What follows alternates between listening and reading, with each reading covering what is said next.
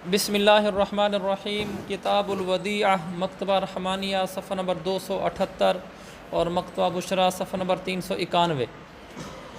قال وَإِذَا أَوْدَعَ رَجُلَانِ عِنْدَ رَجُلٍ وَدِيعَةً فَحَضَرَ أَحَدُهُمَا يَطْلُبُ نَصِيبَهُ، یہاں سے یہ جو مسئلہ شروع ہو رہا ہے، یہ جو قال والا بھی میں نے پڑھا ہے، اس مسئلے کو مسئلۃ الحمامی ہی، حمام نہیں ہوتا حلوے والا، اس کو مسئلۃ الحمامی ہی کہتے ہیں۔ دراصل یہ مسئلہ حقیقی تھا جو امام صاحب کے زمانے میں پیش آیا، امام حنیفہ رحمۃ اللہ کے زمانے میں۔ دو آدمی گئے ایک حمامی کے پاس۔ پہلے حمامی یہ ہوتے تھا، آپ نے دوری والا پڑھ لیا ہوگا کہ انہوں نے نہانے کے لیے حمام بنائے ہوتے تھے، وہ موجودہ حماموں کی طرح نہیں ہوتے تھے۔ اس زمانے میں ایک حمام کے اندر کئی آدمی نہاتے تھے، یعنی کئی آدمی ایک حمام میں داخل ہو جاتے، وہاں اندر گرم پانی آگے بہہ رہا ہوتا تھا، تو وہاں اس پر چھوٹی سی گویا کہ ندی بنائی ہوتی تھی، تو اس کے اوپر آدمی بیٹھ کے نہا رہے ہوتے تھے۔ وہ جب اندر داخل ہوتے تو اس حمام میں نہانے کے لیے، تو جو حمام کا مالک ہوتا تھا اس کو حمامی کہتے ہیں، تو اس حمامی کو اپنا زیور کا نام آتا ہے، کوئی نقدی اور سونا چاندی اگر ہے جیسے درہم دینار، وہ اس کو دے کر چلے جاتے تھے نہانے کے لیے۔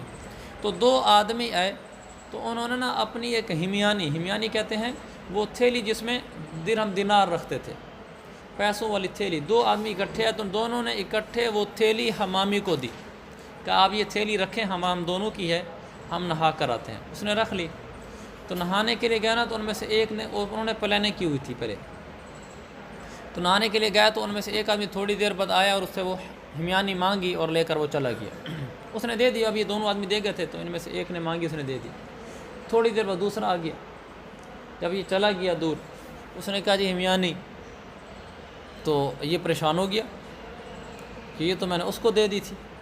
اور جس کو میں نے دی ہے پہلے اس کو تو میں جانتا بھی نہیں کہ اس کو پکڑ کے لے کر آؤں، یہ تو گاہک تھے، آئے اور چلے گئے، اب یہ مجھ سے مانگے گا تو، اور یہ کہے گا بھی صحیح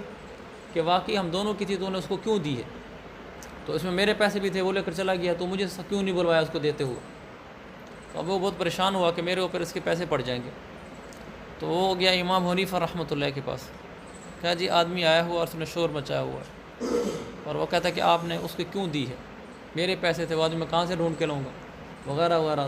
تو میرے حصے کے پیسے نکال، میرے حصے کی ہمیانی مجھے دیتا، میرے حصے کی ہمیانی اس کو کیوں دی، ہم دونوں کی تھی تو آدھی آدھی تھی، تو آپ نے پوری اٹھا کر اس کو دے دیے، تو میں کیا کروں؟ امام صاحب نے فرمایا کہ تم اس کو جا کر کہو کہ بھئی تم دونوں نے رکھوائی تھی نا، جا دوسرے آدمی کو لے کر آ، میں تو یہ دیتا ہوں تیرا حصہ، کہ جا دوسرا لے کر آ، میں پوری ہمیانی تمہیں دیتا ہوں، تم دونوں نے اکٹھے میرے پاس پوری ہمیانی رکھوائی تھی، تم دوسرا آدمی لے کر آ جاؤ میرے پاس، میں دیتا ہوں تمہیں۔ تو کہا اگر دوسرا لے کر آ گیا پھر مسئلہ حل ہو جائے گا، یہی لے کر گیا ہے، اور اگر نہیں لے کر آیا تو مسئلہ ہی حل ہو جائے، تو بھی مسئلہ حل ہو جائے گا۔ تو اس نے آ کر واپسی اس آدمی کو بتایا کہ بھی دوسرا لے کر آ، میں تمہیں دیتا ہوں، اس سے تم اکٹھے رکھوانے کے لیے آئے تھے، دوسرے کے بغیر میں تجھے نہیں دے سکتا۔ تو وہ بیچارہ شرمندہ ہو گیا، اس کا منصوبہ سارا فیل ہو گیا۔ تو وہاں سے یہ مسئلہ بنا مسئلۃ الحمامی، کہ اگر دو آدمی کسی آدمی کے پاس آ کر اپنی امانت رکھواتے ہیں، تو کیا جس کے پاس امانت رکھوائی گئی ہے مودع، وہ ان مالکین میں دونوں میں سے کسی ایک کی غیر موجودگی میں دوسرے کو اس کا حصہ دے سکتا ہے یا نہیں دے سکتا، یا پوری امانت دے سکتا ہے یا نہیں دے سکتا، تو اس سے مسئلہ بنائیے مسئلۃ الحمامی۔ اذا اودع رجلان، دو آدمیوں نے ودیعت رکھوائی ایک آدمی کے پاس،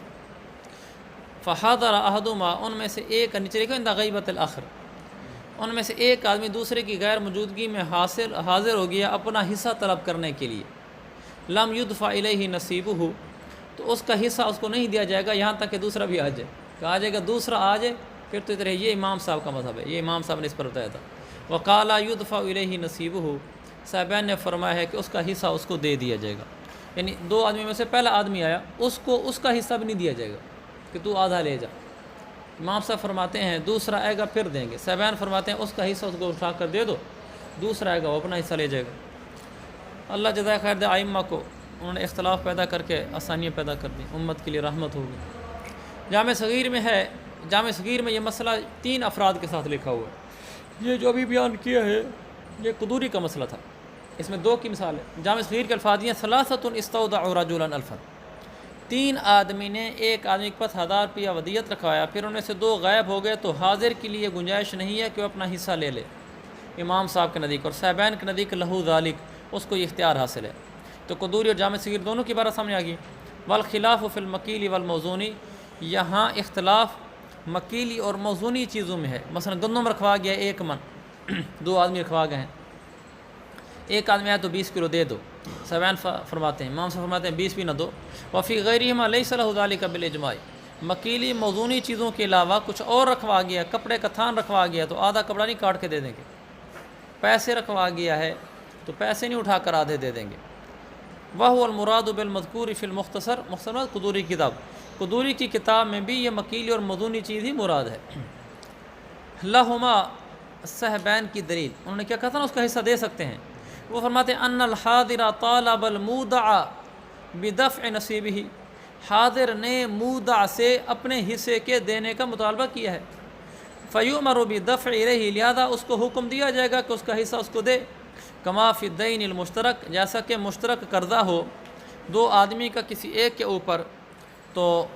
جیسے مثال کے طور پر لکھا ہوا ہے کما فی الدین المشترک، ای کما یطلب الحاضر فی الدین المشترک بان باع عبدا مشترکا اذا حضر احدهما كان ان يطالب المديون كذا هذا، 2 آدمی نے ایک آدمی کو اپنا غلام بیچا، تو 2 آدمیوں کا مشترک قرضہ ہو گیا نا ایک کے اوپر، دونوں نے مشترک اپنا غلام بیچا، تو ان میں سے ایک آ گیا تو اپنے حصے کا اس میں سے قرضہ لے کر جا سکتا ہے۔ وہذا ای ہذا، یہ پیچھے توضیح ذکر کی ہے، اور یہ جو پیچھے یہ اس لیے ہے لأنہ یطالبہ، کہ حاضر آدمی مودع سے مطالبہ کر رہا ہے بتسلیم ما سلم علیہ، جو اس نے اس کو سپرد کیا تھا اسی کو سپرد کرنے کا مطالبہ کر رہا ہے کہ میں نے جو آپ کو سپرد کیا تھا وہ مجھے سپرد کرو۔ وہ نصف، اس نے جو سپرد کیا تھا نصف بنتا تھا، جب 2 آدمی نے کیا تھا تو آدھا اس کا تھا۔ وَلِهَذَا كَانَ لَهُ أَن يَأْخُذَهُ، اسی وجہ سے حاضر کو یہ حق حاصل ہوتا ہے کہ وہ اس کا أَن يَأْخُذَهُ، کہ وہ اپنا حصہ لے سکتا ہے، جن لکھا ہوا ہے أن يأخذ نصيبه إذا ظفر وإن كان في يد المودع بالاتفاق، اسی وجہ سے حاضر کو یہ حق حاصل ہوتا ہے کہ مودع کے پاس جو حصہ رکھا ہوا ہے اس میں سے اپنا حصہ اگر اس کا دو لگے تو لے سکتا ہے۔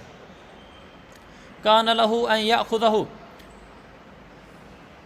ایک آدمی کے پاس 2 آدمیوں نے چیز امانت رکھوائی ہوئی تھی، تو ان میں سے ایک آ گیا، اس کا اگر دو لگا، اس نے اس میں سے اپنا حصہ اٹھا لیا، اٹھا کر چلا گیا، تو اس کو یہ نہیں کہیں گے اس نے چوری کی ہے یا غلط چیز اٹھائی ہے، اپنا حصہ لے گیا بھائی، اسی لیے تو اس کو اس کے اٹھانے کا اختیار حاصل ہے کہ اس کا حصہ تھا تو اختیار حاصل تھا۔ جب یہ اختیار حاصل ہے چیز اٹھا لینے کا، اذا ظفر، جب بھی اس کو دو لگے، جب بھی کامیابی ملے، فقضا یؤمر هو بدفع الیہ، جب اس حاضر کو اٹھانے کا اختیار ہے تو پھر یہاں مودع کو بھی حکم دیا جائے گا بھی تو خود ہی دے دے، تو دینے کا بھی حکم دیا جائے گا، اس کا حصہ اس کو دے۔ والی ابی حنیفہ رحمہ اللہ انہ طالب بدفع نصیب الغائب، امام صاحب کی دلیل یہ ہے، امام صاحب کا مذہب کیا تھا کہ نہیں، اگر ایک آ جاتا ہے تو اس کا حصہ اس کو نہیں دے سکتا۔ امام صاحب فرماتے ہیں حاضر نے مودع سے مطالبہ کیا ہے غیب کے حصے کے دینے کا، اپنے حصے کے دینے کا مطالبہ نہیں کیا، وہ کہہ رہا ہے اس کا حصہ مجھے دے، وہ کیسے؟ لأنہ یطالبہ بالمفرز وحقہ فی المشاع، اس لیے کہ یہ تو اس سے مطالبہ کر رہا ہے مفرز کا، مفرز کہتے ہیں مقسوم کو، ممیز کو، مفرد اور مشاع متضاد اصطلاحیں پڑھی ہوں گے آپ نے۔ مفرز کہتے ہیں جب کسی چیز کو تقسیم کر کے بالکل الگ کر لی جائے، یہ مفرز ہے۔ مشاع کہتے ہیں غیر مقسوم کو۔ دیکھو گندم کی ایک بوری ہے، وہ ہم دونوں کی ہے، مثلا 40 کلو کی، تو یہ گندم کی بوری جب تک ایک ہی بوری میں گندم پڑی ہوئی ہے یہ مشاع ہے، یعنی یہ غیر مقسوم ہے۔ ابھی میرے اور دوسرے آدمی کے درمیان ہم 2 افراد کی جو بوری ہے ابھی تک چونکہ وہ تقسیم نہیں ہوئی، تو وہ بوری کو کہا جائے گا یہ مشاع بوری ہے، غیر مقسوم ہے۔ جب اس کو جدا کر لیں گے، ہم بیٹھ کر آپس میں تقسیم کر لیں گے، آدھی وہ اپنی اٹھا لے گا، آدھی میں اپنی اٹھا لوں گا، تو جو میں آدھی اپنی اٹھاؤں گا تو میری یہ مفرز ہے، مقسوم ہے۔ فرق سمجھ گئے مفرد اور مقسوم مشاع کا؟ اب کہتے ہیں امام صاحب فرماتے ہیں وہ اسے مطالبہ کر رہا ہے دوسرے غیب آدمی کے حصے کا۔ کس طرح؟ کیونکہ یہ اسے مطالبہ کر رہا ہے مفرز کا، مقسوم کا، یعنی کہہ رہا ہے اس میں سے 20 کلو تقسیم شدہ کر کے مجھے دے دے، حالانکہ اس کا حق تو مشاع میں تھا۔ وہ بوری تو پوری مشاع تھی نا، 1 من گندم رکھوا کے گئے تھے، مشاع میں اس کا حصہ تھا، مفرد میں تو نہیں تھا، الگ کر کے تو نہیں دے گئے تھے 20 کلو اس کو۔ والمفرد المعین یشتمل علی الحقین ولا یتمیز حقہ الا بالقسمۃ، اور جو مفرد اور معین، مفرد کا معنی جدا کردہ اور معین کا معنی معین، جدا کردہ معین حصہ تو دونوں حصوں پر شامل ہوگا۔ اگر یہ اس میں سے 20 کلو اٹھا کر دے دیتا ہے، وہ پوری بوری مشاع ہے، یعنی اس کے ہر دانے میں دونوں آدمیوں کا حصہ ہے، ہر دانے میں، جو کہ تقسیم کرنے کا حق تو مالک کو حاصل ہے، جس کے بعد ودیت رکھوائی ہے وہ تو تقسیم نہیں کر سکتا، وہ تو یہ کہے گا پوری بوری اب دونوں کی، یعنی گویا کہ ہر دانے میں دونوں کا حصہ ہے۔ المفرد المعین یشتمل علی حقین، جب یہ مودہ اس میں سے 20 کلو جدا کر کے معین کر کے اس کو الگ کر دے گا تو یہ دونوں حقوں پر مشتمل ہوگا، اس میں اس کا حق بھی ہوگا اور غیر کا حق بھی ہوگا، کیونکہ ہر دانے میں دونوں شریک ہے نا۔ ولا یتمیز حقہ الا بالقسمۃ، اس مطالبہ کرنے والے کا حق جدا ہو ہی نہیں سکتا سوائے تقسیم کے، یعنی پہلے تقسیم کرو گندم کو تقسیم کر کے پھر 20 کلو اس کے الگ کرو، 20 کلو اس کے الگ کرو، اب اس کا جو حق ہے نا وہ معلوم ہو جائے گا کہ یہ والے 20 کلو اس کے ہیں، تقسیم سے ہی اس کا حق الگ نکلے گا۔ وَلَيْسَ لِلْمُودَعِ وِلَایَةُ الْقِسْمَةِ، اور مودع کو یہ اختیار ہی حاصل نہیں ہے تقسیم کا، مودع کو چیز واپس کرنے کا اختیار حاصل ہے، بیٹھ کر تقسیمیں کرنے کا اختیار حاصل نہیں ہے، لہذا وہ تقسیم کر کے 20 کلو اس کو دے دے، اس کا تو اس کو اختیار ہی نہیں ہے۔ لِأَنَّهُ لَيْسَ بِوَكِيلٍ فِي ذَلِكَ الْمَقْسُومِ، اس مقسوم میں تو وہ وکیل ہی نہیں تھا۔ وَلِهَذَا، اور اسی وجہ سے لا یقع دفعہ قسمتاً بالاجماع، اسی لیے اس کا دینا بالاتفاق تقسیم نہیں قرار پائے گا، یہ ترجمہ ہے۔ لہذا لا یقع دفعہ قسمتاً بالاجماع، اس کا دینا یعنی مودع نے جب اس ایک آدمی کو دے دیا تو اس کا یہ دینا شریعت میں تقسیم نہیں کہلائے گا کہ چلو جی اس نے بیٹھ کر تقسیم کر دیا، دونوں کے حصے ان کو اپنا اپنا حق دے دیا ہے، یہ تقسیم کہلاتا ہی نہیں ہے۔ جب تقسیم نہیں کہلاتا تو اس کو تقسیم کا اختیار حاصل نہ ہوا، جب تقسیم کا اختیار حاصل نہ ہوا تو بغیر تقسیم کے ایک کا حق دوسرے سے جدا نہیں ہو سکتا، جب بغیر تقسیم کے ایک کا حق دوسرے سے جدا نہیں ہو سکتا اور اس کو تقسیم کا حق نہیں ہے تو یہ کسی کا حق اس کو دے بھی نہیں سکتا۔ بخلاف دین المشترک، باقی آپ نے دین مشترک کی بات کی تھی کہ وہ اپنا حصہ لے سکتا ہے، لأنہ یطالبہ بتسلیم حقہ، کیونکہ وہاں تو وہ شریک حاضر جا کر اپنے حق کی سپردگی کا مطالبہ کر رہا ہے، اس لیے کہ دیون تقضی بامثالھا، دیون تو اپنی مثل کے ذریعے سے ادا کیے جاتے ہیں، ودیت میں جو چیز رکھوائی ہے وہی اٹھا کر واپس لانی ہے، اور دین میں اس کے سر پر ایک مانوی قرضہ ہے، تو مانوی قرضہ دونوں کا تھا تو وہ مانوی قرضہ لینے کے لیے گیا، دین تو اپنی مثل سے ادا کیا جاتا ہے، یہ نہیں کہ پہلے کوئی چیز رکھی ہے اسی میں سے اپنا حصہ اٹھانے گیا ہے، یہ تو فرق اب سمجھ رہے ہوں گے نا۔ ودیت میں وہی چیز اٹھا کر دینی ہوتی ہے، جو دین ہوتا ہے دین جو کہ مانوی چیز ہوتی ہے، جو اس کے ذمہ تھا وہ اس کو دے رہا ہے اس کا حصہ۔ وَقَوْلُهُ لَهُ أَنْ يَأْخُذَهُ، باقی صاحبین کی یہ بات، قولہ ہو ضمیر کا مرجع کہاں جائے گا؟ بنایا اور فتح القدیر میں سے، فتح القدیر والا زیادہ قابل ہے، زیادہ ذہین ہے، زیادہ محقق ہے، دونوں ہی ہمارے اکابر حضرات میں سے ہیں، دونوں ہی صاحب علم ہیں، لیکن اس کا جو رسوخ ہے فتح القدیر والے کا وہ زیادہ ہے۔ یہاں نا قولہ لہو ان یاخذہ، صاحبین کا قول تھا نا پیچھے لہو ان یاخذہ، ہے نا، اس نے کہا تھا لہو ان یاخذہ، کہ ان میں سے ایک کو حق حاصل ہے اذا ظفر، جب موقع میں لے جا کر اپنا حصہ اٹھا لے، تو یہاں قولہ کی بجائے قولہما ہونا چاہیے تھا، لیکن قولہ لکھا ہے تو اس میں بنایا والے نے کھینچا تانی کرنے کی کوشش کی ہے، یعنی یوں کہا ہے کہ قولہ ضمیر لوٹ رہی ہے قائل کی طرف، وہ قائل جو ذہن میں ہے، اور قائل سے مراد وہ قائل ہے جو ان صاحبین کے اقوال کی تائید کر رہا ہے، اس طرح کھینچ کر ضمیر لوٹائی ہے القائل کی طرف قولہ کی، فتح القدیر والے نے چڑھائی کر دی، اس نے کہا سیدھا کہو قول الخصم، مد مقابل کا قول یہاں یہ ہے، الخصم تو مفرد ہے تو ہو ضمیر مفرد کی طرف لوٹ جائے گی، اور الخصم یہاں صاحبین ہے، تو یہ کیا کر رہے ہو کہ نہیں قول القائل، القائل سے مراد القائل نصرتاً، القائل نصرتاً لقولہما، جو صاحبین کے قول کی مدد کر رہا ہے نا وہ قول کہنے والا، تو اس لیے فتح القدیر والے نے لکھا ہے کہ ای قول الخصم فی هذه المسألة کذا والخصم هو الامامان على ما مر، وقد تعسف فيه الشارح العینی حيث قال والضمیر فی قوله يرجع الى القائل المعهود في ذهنی ای قول القائل نصرتا لقولهما کذا، تو وہ فرماتے ہیں ایسے تعسف سے کام لیا، کھینچا تانی کر کے کھینچ کر بنانے کی کوشش کی، سیدھا کو قول الخصم ہیں، بنایا عینی کی ہے نا، چلیں اچھا جی کیا نہیں لکھا؟ تو صحابین کا قول ہے لہو ان یاخذہ، وہ خود لے سکتا ہے، جب لے سکتے ہے تو پھر مودہ کو کہا جائے گا اٹھا کر دے بھی دے۔ ہم کہتے ہیں، اب ہم جواب دے رہے ہیں،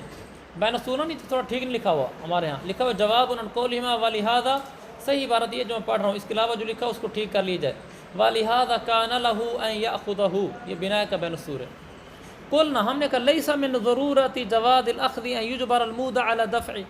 ہم کہتے ہیں کہ یہ جو ہم نے کہا تھا نا کہ اس کا لینا جائز ہے، تو اس کی ضرورت میں سے یہ بات نہیں ہے کہ مودع کو بھی اس پر مجبور کیا جائے کہ وہ دے۔ لینا جائز ہے اور چیز ہے، مودع کو مجبور کرنا اور چیز ہے۔ مثال کما اذا کانت لہ 1000 درہم ودیعۃ، جیسے نظیر پیش کیا کہ جیسے ایک آدمی کا 1000 درہم تھا ودیعت کے طور پر ایک انسان کے پاس، وعلیہ 1000 لغیرہ، اور اس مودع پر رب الدین اس کے غیر کا بھی 1000 تھا، فلی غریمی ہی، اس مودے کے غریم کو حق حاصل ہے وہ جا کر یہی 1000 لے لے جب وہ اس پر کامیاب ہو جائے، لیکن مودع کو اختیار نہیں ہے کہ وہ غریم کو اٹھا کر یہ دے دے۔ ایک آدمی کے پاس 1000 روپیہ ودیعت کا رکھا ہوا ہے، اذا کانت لہ 1000 درہم ودیعۃ عند انسان، 1000 روپیہ ودیعت کا ہے، اور اس پر علیہ 1000 لغیرہ، ایک دوسرے آدمی نے رب الدین کا بھی اس کے اوپر 1000 روپیہ ہے، اب غریم کو یہ حق حاصل ہے وہ جا کر یہی والا 1000 اٹھا لے جب اس کو موقع ملے، حالانکہ اس کو اگلے کو مودع کو حق حاصل ہے وہ یہی 1000 اٹھا کر دے دے۔ دوسرا آدمی تو آ کر یہ 1000 اٹھا سکتا ہے، تو نے میرا 1000 دینا تھا میں لے کے جا رہا ہوں، لیکن اس کو اختیار نہیں ہے کہ یہ یہی والا 1000 اٹھا کر اس کو دے دے۔ اس سے معلوم ہوا کہ کسی کا لے لینا اور چیز ہے اور کسی کا نہ دینا یہ اور چیز ہے۔ اس کو ذرا پھر دیکھو بھائی، مثال کے ساتھ ذرا اس کو سمجھو صورت مسئلہ کے ساتھ۔ پہلے تو ضمیروں کو مرجع دیکھ لو، وعلیہ 1000 لغیرہ، علیہ کی ضمیر علی المودع، فلغریمہ ہی کی ضمیر مودع، اور آگے ولیس للمودع ہو گیا۔ اب دیکھیں، اذا کانت لہ 1000 درہم ودیعۃ عند انسان، میرا 1000 روپیہ ودیعت کے طور پر ایک انسان یعنی حذیفہ کے پاس ہے، حذیفہ کے پاس میرا 1000 روپیہ پڑا ہوا امانت کا، وعلیہ 1000 لغیرہ، میرے اوپر 1000 روپیہ لازم ہے میرے غیر کا جو کہ رب الدین ہے، یعنی میں نے جنید کا 1000 روپیہ دینا ہے،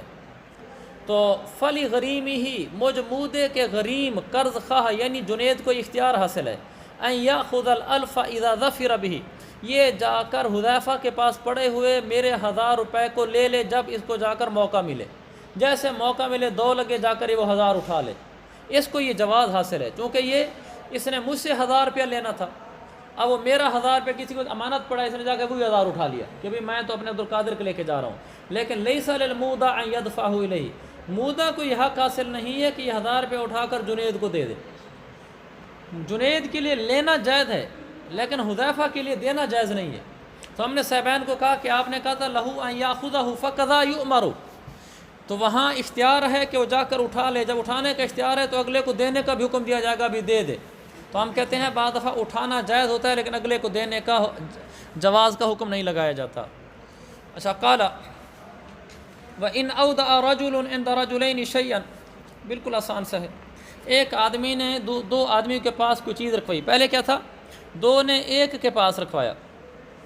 اور ان میں سے ایک آ گیا اپنا حصہ مانگنے کے لیے، تو دے سکتے نہیں دے سکتے۔ اب یہ کہ ایک آدمی 2 آدمیوں کے پاس رکھوا رہا ہے، میں نے جا کر حذیفہ اور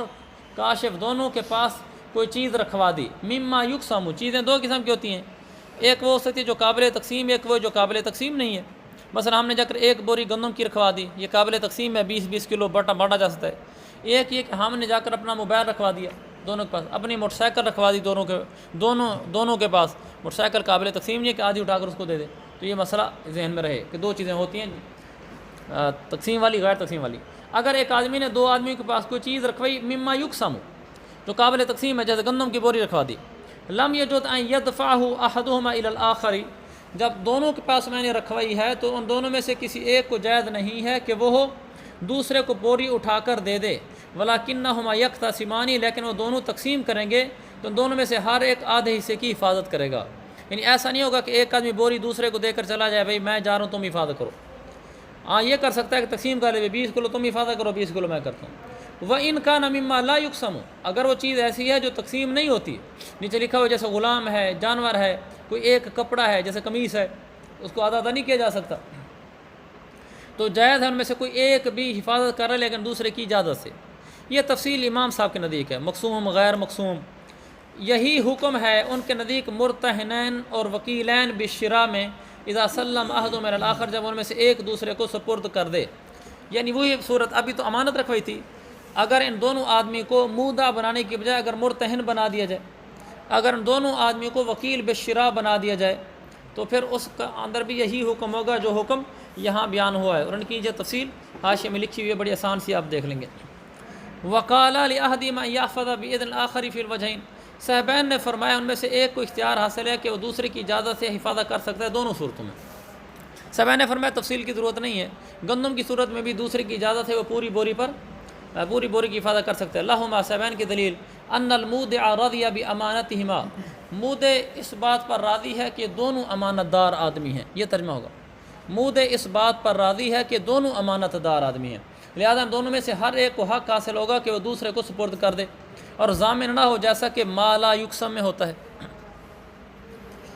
اور امام صاحب کی دلیل یہ ہے کہ مودع راضی ہوا ہے دونوں کی حفاظت کرنے پر، پھر دونوں حفاظت کرو، اس لیے تم دونوں کو دے کے جا رہا ہوں، اور ان دونوں میں سے کسی ایک کے پورے چیز کو حفاظت کرنے پر راضی نہیں ہے۔ کلہ، یہ حفظ مصدر کا مفعول بھی ہے، بحفظ احدہما کلہ، ان دونوں میں سے کوئی ایک پورے کے پورے کی حفاظت کرے، اس پہ وہ راضی نہیں ہے، کیونکہ اگر اس پہ راضی ہوتا تو پھر ایک کوئی امانت دے کر چلا جاتا، دونوں کو کیوں دی ہے؟ لأن الفعل متى اضيف الى ما يقبل الوصف بالتجزي يتناول البعض دون الكل، کیونکہ اب اس کا ترجمہ سننا، کیونکہ فعل جب ایسی چیز کی طرف منسوب ہو، لأن الفعل متى اضيف الى، کیونکہ جب فعل ایسی چیز کی طرف منسوب ہو جو ٹکڑے ہونے یعنی تقسیم ہونے کی صفت کو قبول کرتی ہو، ما يقبل الوصف بالتجزي، جو تقسیم ہونے کی صفت کو قبول کرتی ہو، جیسے گندم تھی، تو آگے یتناول البعض دون الکل، تو وہ جزء کو شامل ہوتا ہے نہ کہ کل کو۔ فعل جب ایسی چیز کی طرف منسوب ہو جو چیز تجزی کو قبول کرتی ہو، ٹکڑے ٹکڑے ہونے کو قبول کرتی ہو، تو وہ فعل جزء کو شامل ہوتا ہے نہ کہ کل کو شامل ہوتا ہے، یعنی ایک ایک دانے کی گویا کہ شامل ہو رہا ہے۔ لہذا جب اب مفہوم اس کا، لہذا جب دو آدمیوں کو شے مقسوم کی حفاظت کا کہا گیا تو شے مقسوم کے بعد حصے کی حفاظت پر، تو شے مقسوم کے بعد حصے کی حفاظت ہر ایک شخص پر لازم آئے گی، یہی وجہ ہے کہ کوئی ایک شخص کل کی حفاظت نہیں کر سکتا۔ سمجھ گا اس بات کو؟ تو اب دیکھیں، فَوَقَعَ التَّسْلِيمُ إِلَى الْآخَرِ مِنْ غَيْرِ رِضَاءِ الْمَالِكِ، لہذا جب اس میں سے اذا سلم الکل الی الآخر، جب ایک نے دوسرے کو کل کا کل سپرد کر دیا تو تسلیم دوسرے کی طرف چلی گئی مالک کی رضامندی کے بغیر۔ مالک کی رضامندی کیا تھی؟ یہ چیز مقسوم ہے تو لہذا یہ اس میں دونوں ہی حفاظت کریں۔ جب وہ دوسرے کی طرف چلی گئی تو مالک کی رضامندی نہ ہوئی، کیونکہ میں نے کہا یہ تناول البعض، تو وہ جد کو شامل تھا، یعنی ہر جد میں اس میں حفاظت کا اس نے کہا تھا۔ فَيَضْمَنُ الدَّافِعُ، لہذا تو دافع ضامن ہوگا، وَلَا يَضْمَنُ الْقَابِضُ، دینے والا ضامن ہوگا، قابض ضامن نہیں ہوگا۔ ان میں سے ایک نے دوسرے کو دیا ہے نا، جس نے دیا ہے وہ ضامن ہوگا، اور جس نے قبضہ کیا ہے وہ ضامن نہیں ہوگا، لأن مودع المودع عنده لا يضمن، یہ تو اس صورت میں ہوگا نا ضمان جب ہلاک ہوگی چیز۔ مودع المودع امام صاحب کے نزدیک ضامن نہیں ہوتا، مودع المودع امام صاحب کے نزدیک ضامن نہیں ہوتا۔ جس کو اس نے دیا تھا اس آدمی نے اپنے ساتھی کو دے دیا، تو جس کو امام صاحب نے، جس کو مالک نے دیا تھا وہ مودع تھا، اس نے آگے جس کو دیا تو اس نے بھی تو ودیت کے طور پر دیا، تو وہ گویا کہ مودع المودع ہو گیا، اور امام صاحب کے نزدیک مودع المودع ضامن نہیں ہوتا۔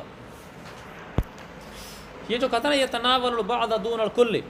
جو چیز تجزی کو شامل ہو وہ بعض کو شامل ہوتی ہے۔ بعض کو شامل ہونے کا مطلب یہ کہ بعض کی حفاظت یہ کرے گا اور بعض کی حفاظت یہ کرے گا، کوئی ایک آدمی بھی کل کی حفاظت نہیں کر سکتا، یہ تشریح ہے اس کی۔ دوبارہ عرض کرتا ہوں، لأن الفعل متى أضيف إلى ما يقبل الوصف بالتجزي يتناول البعض دون الكل، کہ فعل جب منسوب ہوتا ہے ایسی چیز کی طرف جو تجزی کے وصف کو قبول کرے، جیسے گندم تجزی کے وصف کو قبول کرتی ہے، تو یہ فعل بعض کو شامل ہوتا ہے، کل کو شامل نہیں ہوتا، یعنی بعض کی حفاظت ایک آدمی کرے گا اور بعض کی دوسرا کرے گا، یعنی یہ ایسا نہیں ہوتا کہ اس کل کی حفاظت کوئی ایک آدمی کر دے، یہ بعض کو شامل ہوتا ہے، یعنی کچھ حصہ حفاظت یہ کرے اور کچھ حصہ یہ کرے. اسی لیے فواقع تسلیم الی الآخر من غیر رضا المالک، یہ تسلیم جب اس نے دوسرے کو کی ہے تو مالک کی رضامندی کے بغیر ہوگی، کیونکہ مالک اس پر راضی تھا کہ بعض کی حفاظت ایک کرے اور بعض کی دوسرا کرے. یہاں تو کل کی حفاظت ایک آدمی کر رہا ہے، لہذا دینے والا ضامن ہوگا، قابض ضامن نہیں ہوگا، کیونکہ امام صاحب کے نزدیک مودہ کا مودہ وہ ضامن نہیں ہوتا. جو ابھی میں نے تشریح کی ہے یہ ذرا آسان ہے، اس سے پہلے جو میں نے ابھی کی ہے پہلے کی تھی اس کے الفاظ میں کچھ پیچیدگی تھی. وَهَذَا بِخِلَافِ مَا لَا يُقْسَمُ، یہ اس کے برخلاف ہے جو چیز قابل تقسیم نہیں ہوتی، کیونکہ امام صاحب نے فرمایا جو قابل تقسیم نہ ہو تو اس میں ایک ہی آدمی حفاظت کر سکتا ہے. یہ امام صاحب نے فرق کیوں کیا ہے؟ اس لیے لِأَنَّهُ لَمَّا أَوْضَعَهُمَا وَلَا يُمْكِنُهُمَا الْاجْتِمَاعُ عَلَيْهِ آنَاءَ اللَّيْلِ وَالنَّهَارِ وَأَمْكَنَهُمَا الْمُحَايَاةُ كَانَ الْمَالِكُ رَاضِيًا بِدَفْعِ الْكُلِّ إِلَىٰ أَحَدِهِمَا فِي بَعْضِ الْأَحْوَالِ. بالکل آسان ہے، کیونکہ جب مالک نے ان دونوں کو وہ چیز مثلا موٹر سائیکل ودیعت کی اور ان دونوں کے لیے اس کے اوپر دن بھر رات بھر وہاں بیٹھے رہنا ممکن ہی نہیں ہے کہ دونوں آدمی رات دن کے ہر لمحے میں وہاں اس کی موٹر سائیکل کے پاس بیٹھے رہیں. تو اب وَأَمْكَنَهُمَا الْمُحَايَاةُ، اور ان دونوں کے لیے باری باری کرنا بھی ممکن ہے، کیونکہ جب دونوں دن رات اس موٹر سائیکل کے پاس نہیں بیٹھ سکتے، اور دونوں کے پیچھے تو اتنا کہ گندم کی بوری تقسیم کر دیں، ایک نے آدھی بوری اپنے پاس رکھ لی، دوسرے نے آدھی بوری اپنے پاس، تو گویا کہ وہ آدھی بوری ہر وقت اپنے پاس محفوظ رکھ سکتا ہے. یہاں ان دونوں کے لیے باری باری کرنا ممکن ہے. باری باری کرنا جب ممکن ہے تو یہ کہے گا نا ایک دوسرے کو بھی آج کا دن تو بیٹھ جا کل میں بیٹھ جاؤں گا، دونوں تو دن رات بیٹھ نہیں سکتے. تو جس کا مطلب ہے مالک راضی ہو گیا کہ ان دونوں میں سے کوئی ایک دوسرے کو بعض احوال میں کل کی کل چیز دے دے. جب بعض احوال میں راضی ہو گیا تو لہذا اس کی بھی اجازت ہوگی کہ ایک آدمی دوسرے کو کہے میری اجازت سے تو حفاظت کر لے. جب صاحب ودیعت نے مودہ سے کہا کہ اپنی بیوی کو نہ دینا یہ، پھر اس نے بیوی کو دے دیا تو پھر بھی ضامن نہیں ہوگا. نیچے لکھا ہوا ہے معناہ اذا لم یکن له من التسلیم الیہما بد علم ذلک من روایت الجامع الصغیر. یہ عبارت یوں ہے وفی الجامع الصغیر اذا نہاہ ان یدفعها الى احد من عیالہ. جامع صغیر میں مسئلہ یوں لکھا ہوا ہے جب مودع نے مودہ کو روکا، مودع نے مودہ کو روکا کہ اپنے عیال میں سے کسی کو دے، پھر اس نے اس کو دے دیا کہ جس کے بغیر اس کا گزارا ہی نہیں تھا، کہ گھر کے کسی فرد کو تو دینا تھا، تو وہ ضامن نہیں ہوگا اس کو دینے سے. جیسا کہ مثلا جب ودیعت کوئی جانور تھا اور مودع نے مودہ کو روکا کہ یہ جانور تو نے اپنے غلام کو نہیں دینا، یہ چوپایا گھوڑا ہے گدھا ہے تو نے اپنے پاس رکھنا ہے، تو یہ بات تو اس نے ٹھیک نہیں کی. اگر اس نے دے دیا پھر بھی ضامن نہیں ہوگا. اور جیسا کہ جب کوئی ودیعت والی چیز ایسی چیز ہو یحفظ علی ید النساء، وہ عورتوں کے ہاتھوں اس کی حفاظت کرائی جاتی ہے جیسے زیور وغیرہ، تو اس نے دے دیا اس کو اپنی بیوی کو دینے سے. وَهُوَ مَحْمِلُ الْأَوَّلُ، اور یہ جو جامع صغیر میں مسئلہ وَهُوَ کا مرجع المذکور فی الجامع الصغیر، جامع صغیر میں جو مسئلہ مذکور ہے یہ محمل الاول. اول کا مطلب یہ ہے کہ المذکور فی القدور مطلقاً بقولہ لا یضمن، قدوری کے مسئلے میں تھا نا کہ وہ ضامن نہیں ہوگا، اور جامع صغیر میں یہ ہے کہ جب ایسے کو دے دیا کہ جس کی حفاظت کرائے بغیر گزارا ہی نہیں ہے تو صورت میں ضامن نہیں ہوگا. تو گویا کہ جامع صغیر کے مسئلے میں جو کہا گیا ہے یہی مراد ہے قدوری کے قول لا یضمن سے. کیوں؟ لأنه لا يمكن اقامة العمل مع مراعاة هذا الشرط، اس لیے کہ اس شرط کی رعایت کرنے کے ساتھ حفاظت ممکن ہی نہیں ہے. کون سی شرط؟ کہ وہ کہتا ہے اپنی بیوی کو نہ دینا. اس شرط کی اگر رعایت کریں تو حفاظت ممکن نہیں ہے. وَإِنْ كَانَ مُفِيدًا فَيَلْغُو، اگرچہ یہ شرط لگانا مفید ہے لیکن یہ شرط لغو ہو جائے گی، اس لیے کہ جب گھر کے اندر رہتی ہے تو اسی کے ذریعے سے حفاظت کرائے گا، تو اس لیے اس شرط کے اوپر عمل کرنا ممکن ہی، اس حفاظت کے اوپر عمل کرنا ممکن ہی نہیں ہے. وَإِنْ كَانَ لَهُ مِنْهُ بُدٌّ، اگر اس کے مودہ کا اس کے بغیر چارہ ہو سکتا ہے، یعنی گھر والوں کے بغیر چارہ ہو سکتا ہے، حفاظت کر سکتا ہے، تو پھر ضامن ہوگا. ایک صورت کہ ان کی حفاظت کرائے بغیر حفاظت کرنے کا کوئی اور ذریعہ نہیں، پھر ضامن نہیں ہوگا. ایک یہ کہ ان کی حفاظت کرانے کے بغیر، گھر والوں کی حفاظت کرانے کے بغیر بھی حفاظت کرا سکتا ہے، پھر بھی اس نے گھر والوں کو دے دیا، اب ضامن ہوگا. لأن الشرط مفید، اس لیے کہ شرط مفید ہے. کیوں؟ فإن من العیال من لا یؤتمن علی المال، کیونکہ گھر والوں میں سے بعض افراد ایسے ہوتے ہیں جو قابل اعتماد نہیں ہوتے مال کے معاملے میں. وقد امکن العمل به مع مراعات هذا الشرط، اور یہاں اس شرط کی رعایت کرنے کے ساتھ اس پر عمل کرنا ممکن ہے. فَأَعْتُبِرَ لہذا یہ معتبر ہوگا لِأَنَّهُ شرط مفید فَأَعْتَبِرْ ہے یہ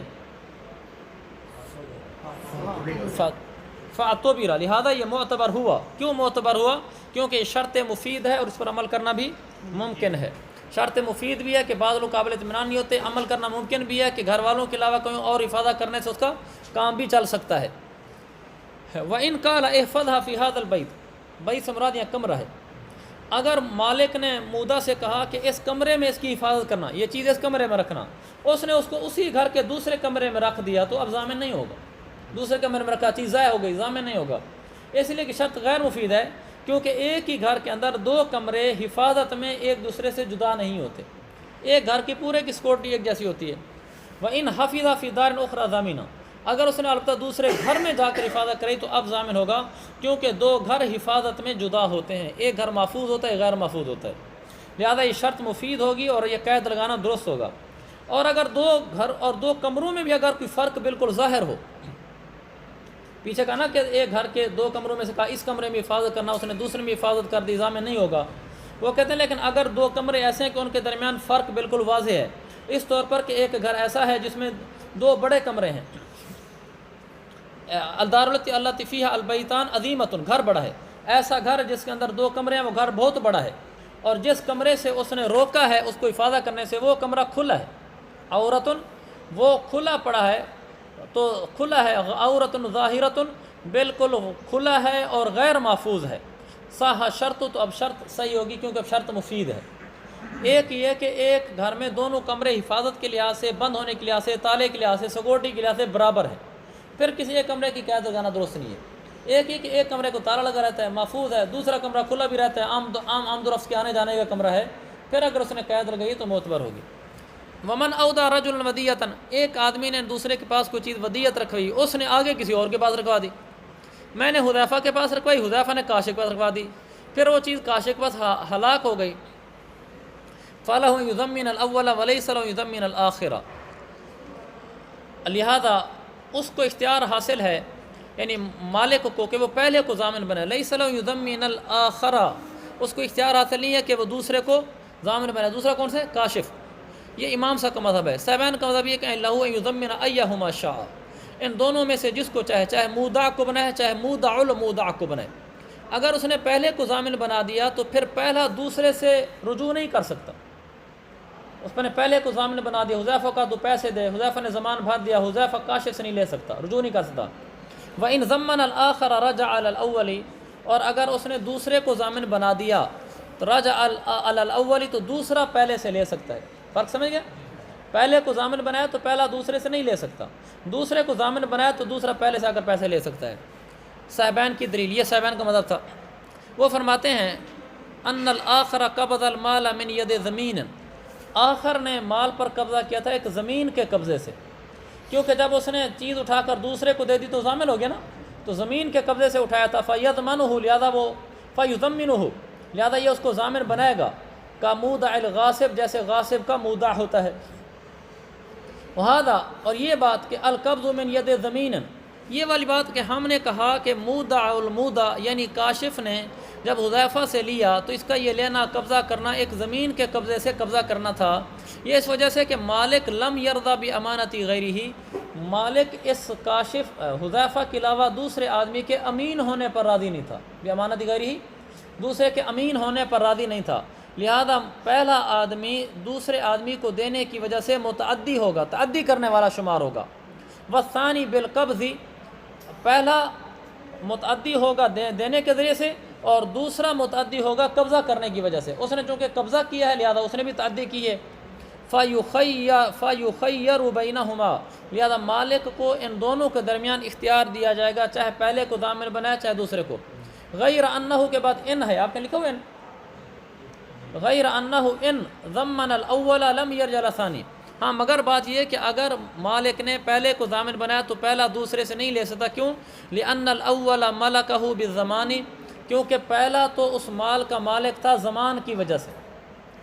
فظاہر، معلوم ہو گیا کہ پہلے نے اپنی ذاتی ملک دوسرے کے پاس ودیعت رکھوائی تھی، ضامن ہو گیا تھا نا، ضامن ہونے سے چیز کا مالک ہو جاتا ہے. اور اگر اس نے ان ضمن الثانیہ، اگر مالک نے دوسرے کو ضامن بنایا تو دوسرا پہلے سے لے سکتا ہے، لِأَنَّهُ عَامِلٌ لَهُ، کیونکہ وہ جو دوسرا ہوتا ہے وہ اسی پہلے کے لیے ہی کام کر رہا ہوتا ہے، فَيَرْجِعُ عَلَيْهِ، لہذا یہ پہلے پر رجوع کرے گا، بِمَا لَحِقَهُ مِنَ الْعُہْدَةِ،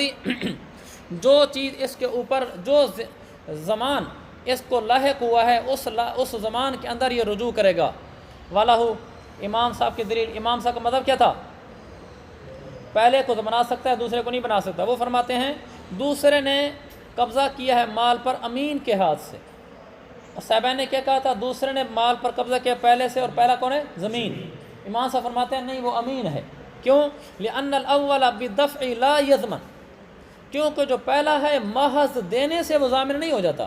مَا لَمْ يُفَارِقْهُ، جب تک پہلا دوسرے سے جدا نہیں ہو جاتا۔ لِحُضُورِ رَأْيِهِ لا يَضْمَنُ کی دلیل ہے، پہلا محض دینے سے ضامن اس لیے نہیں ہوتا کہ جس وقت دے رہا ہوتا ہے اس وقت تو پہلے کی رائے بھی وہاں حاضر ہوتی ہے، پہلا بھی کہہ رہا ہوتا ہے کہ تیرے پاس ہے حفاظت کر، اور جب دوسرا پہلے سے لیتے وقت حفاظت کر رہا ہوتا ہے تو پہلا بھی وہ موجود کھڑا ہوتا ہے نا،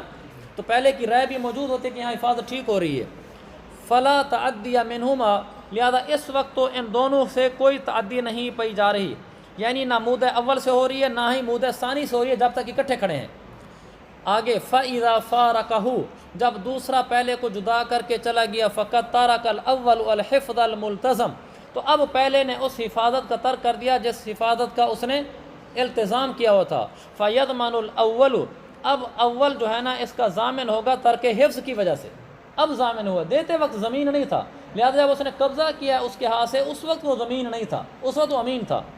اما الثانی فمستمر علی الحالۃ الاولی، جو دوسرا ہے وہ تو اسی پہلی حالت پر قائم چلا آ رہا ہے کہ اس نے تو ایک امین کے ہاتھ سے قبضہ کیا تھا۔ ولم یوجد منہ صنع، اور اس ثانی سے کوئی ایسا فعل بھی نہیں پایا گیا کہ جس کی وجہ سے ہم کہیں کہ بھی تیرے اوپر ضمان آتا ہے۔ فلا یضمنہ، لہذا یہ ثانی اس کا ضامن نہیں ہوگا۔ کالربح، ہمارے یہاں لکھا ہوا یہ کالریح ہے، کالریح اذا القت فی حجرہ ثوب غیرہ، جیسے اس کی مثال یہ کہ ہوا نے کہ کپڑا اٹھایا اور آ کر کسی آدمی کی گود میں ڈال دیا، یعنی دوسرے آدمی کا کپڑا ایک آدمی کی گود میں ڈال دیا، اور آ گئی ہے کہ پھر وہ کپڑا اس کی گود میں آ کر ہلاک ہو گیا، تو یہ ضامن نہیں ہوگا تعدی کے بغیر، جب تک اس کا اس میں کوئی دخل نہیں ہوگا یہ ضامن نہیں ہوگا۔ ہوا نے آ کر ڈالا ہے، ہوا کے ڈالنے کی وجہ سے پھر کپڑا گود میں آیا، پھر اس کی تعدی کے بغیر ہلاک ہو گیا تو ضامن نہیں ہوگا۔ اسی طرح ہماری صورت میں بھی ہے۔ ومن کان فی یدہ